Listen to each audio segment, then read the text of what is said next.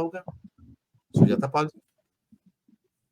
मुझे 3 मई 2024 की एक रिपोर्ट है जिसमें चाइना जो रोड बना रहा है शख्स गाम वैली है उसके थ्रू मैं बता उस देता हूँ। शख्सगंज वैली नाम है, 5,000 स्क्वायर किलोमीटर का एरिया है। 1963 में पीओके का वो एक हिस्सा था, उसको पाकिस्तान ने 1963 में चाइना को गिफ्ट कर दिया था जी।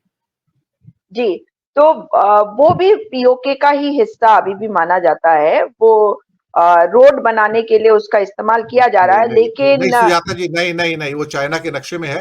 पीओके को, वो पीओके उसको पाकिस्तान उसको दान कर चुका है। It's written agreement.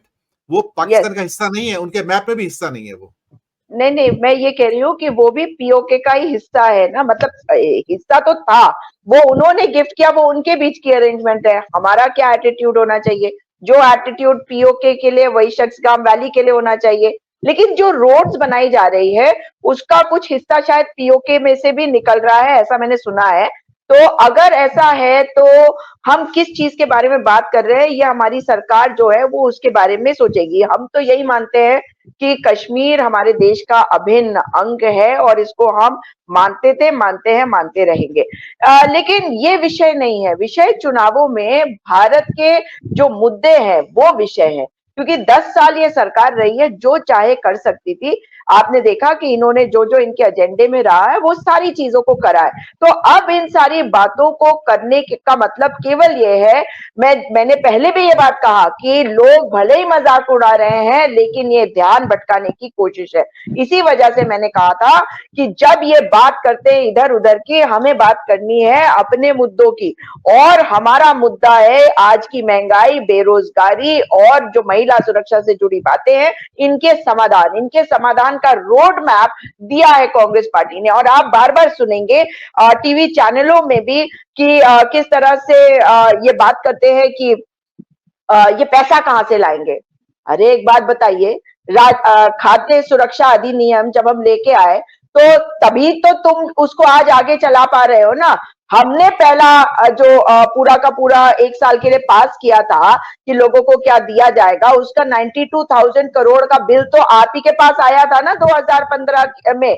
और आपने उसमें 27% की बढ़ोतरी करके फिर उसको कंटिन्यू किया था।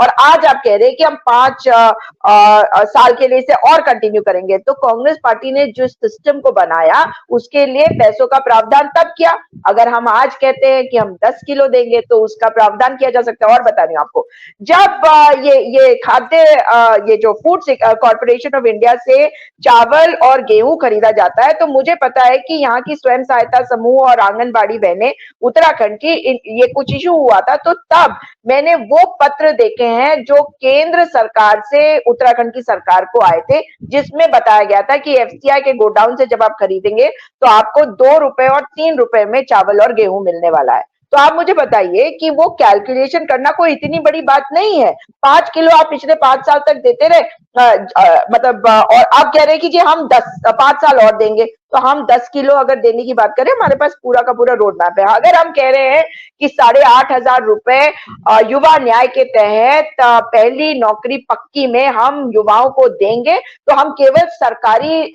जो नौकरियां उनकी बात नहीं कर रहे हैं, हम प्राइवेट सेक्टर में भी जो आपको नौकरियां मिलेंगी उसकी भी बात कर रहे हैं। जैसे आप जानते हैं सीए के अंडर में या वकीलों के अंडर में जो बच्चे इंटर्न करते हैं उनको पैसे नहीं मिलते हैं ज्यादातर बच्चों को।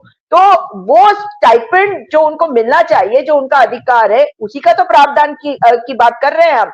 और हम जब बात कर रहे हैं कि 30 लाख सरकारी पद जो केंद्र सरकार के हैं, तो हम वही बात कर रहे हैं जो हमें करनी चाहिए कि वो सरकारी पद अगर भरे नहीं जाएंगे तो सरकार कैसे चलेगी। ये तो मतलब सोचने की बात है। रिजर्वेशन की बात करते हैं, ये आरक्षण की बार बार जो जिस तरह से दुष्प्रचार कर रहे हैं, उसमें ये बात तो पक्की है कि जो आरक्षण है वो तो सरकारी नौकरियों के माध्यम से मिलता है। अगर आप सरकारी नौकरियों को भर नहीं रहे, ये 30 लाख पद आपने क्यों नहीं भरे? इसलिए नहीं भरे क्योंकि आप नहीं चाहते कि लोगों को आरक्षण मिले। और दूसरी बात, कॉन्ट्रैक्चुअल जॉब्स के बारे में भी दुष्प्रचार फैला रहे हैं। आपको बता दूं कि, और आप तो जानते हैं इस बात को, हर एक कोई जानता है कि आजकल सरकारी विभागों में हर जगह पे आउटसोर्सिंग से कॉन्ट्रैक्चुअल जॉब्स मिल रहे हैं। सिर्फ कॉन्ट्रैक्चुअल नहीं, आउटसोर्सिंग से कॉन्ट्रैक्चुअल जॉब्स। तो आप एक कंपनी को फायदा पहुंचाते हैं, उसके बाद दूसरी कंपनी को दे देते हैं या उसी कंपनी का रिन्यू करके फायदा पहुंचाते हैं उन लोगों को कॉन्ट्रैक्चुअल जॉब से, क्योंकि उन कंपनियों को हर नौकरी पर कुछ पैसा मिल जाता है।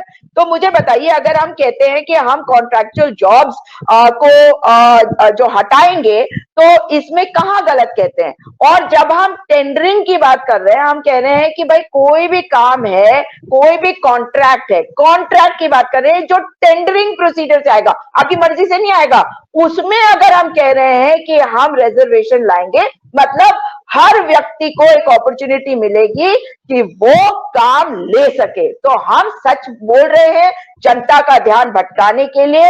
ये ऐसी बातें कह रहे हैं कि मुझे ऊपर से भेजा गया, और जो भी ये ऊट पटांग की बातें कह रहे हैं, कल को कहेंगे समोसे में से आलू निकाल दिया और न जाने क्या क्या ये बोल सकते हैं। लेकिन हमें फोकस अपना बिल्कुल नहीं हटाना चाहिए अपने मुद्दों से, अपने एजेंडे से, और समाधान जो जनता को चाहिए और जो हम देने जा रहे हैं। जी। गुजरात पुलिस में बहुत सारे एम्प्लॉय